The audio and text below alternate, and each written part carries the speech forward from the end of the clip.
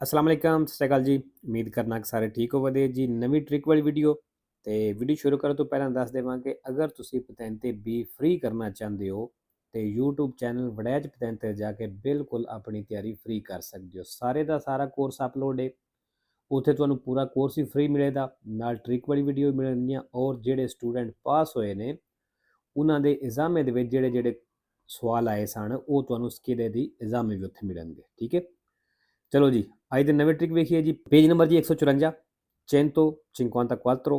ਪਹਿਲਾ ਲਫ਼ਜ਼ ਜੀ ਕਰੇਲੋ ਅਪੈਂਡਿਚੇ sempre vero 3 ਫਾਲਸੋ। ਫਾਲਸੋ ਕਿਹਦੇ ਨਾਲ ਜੀ 80 km 100 km ਔਰ 120 km ਇਹ ਜਿਹੜੀ ਸਪੀਡ ਹੈ ਇਹਦੇ ਨਾਲ। ਠੀਕ ਹੈ, ਦੂਸਰਾ ਲਫ਼ਜ਼ ਜੀ ਆਊਟੋ ਸਨੁੰਦਾਤੀ sempre vero 4 ਫਾਲਸੋ।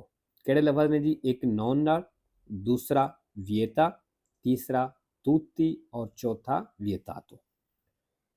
ਉਸ ਤੋਂ ਥੱਲੇ ਲਫ਼ਜ਼ ਜੀ ਵਾਲੇ ਸੁਲਤਾਨ ਤੋਂ, ਇਹ ਸੈਂਪਰੇ ਫਾਲਸੋ ਜ਼ੀਰੋ ਵੇਰੋ, ਮਤਲਬ ਜਿਹੜੇ ਸਵਾਲ ਵਾਲੇ ਸੁਲਤਾਨ ਤੋਂ ਆ ਜਾਏ ਇਹ ਸਵਾਲ ਤੁਸੀਂ ਫਾਲਸੋ ਕਰ ਦੇਣਾ।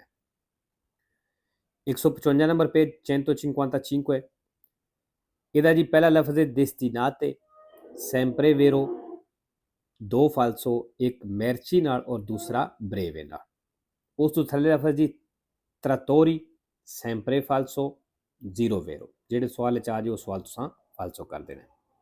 ਉਸ ਤੋਂ ਥੱਲੇ ਜੀ 156 156 ਨੰਬਰ ਪੇਜ, ਲਫ਼ਜ਼ ਹੈ ਜੀ ਬੈਂਜ਼ੀਨਾ sempre vero 2 ਫਾਲਸੋ। ਫਾਲਸੋ ਕਿਹਦੇ ਨਾਲ ਹੈ? ਸਗਰਸਾਤੀ ਔਰ ਸਗਰਸਾਰਲੋ ਨਾਲ। ਠੀਕ ਹੈ, ਉਸ ਤੋਂ ਥੱਲੇ ਜੀ ਤੇਲੋਨਾਤੀ sempre vero 1 ਫਾਲਸੋ ਵਿਏਤਾਤਾ ਨਾਲ। ਉਸ ਤੋਂ ਥੱਲੇ ਜੀ 158 ਨੰਬਰ ਪੇਜ 158, ਲਫ਼ਜ਼ ਹੈ ਜੀ sostanze sempre vero 1 ਫਾਲਸੋ ਰਿਮੋਰਕੀ ਨਾਲ।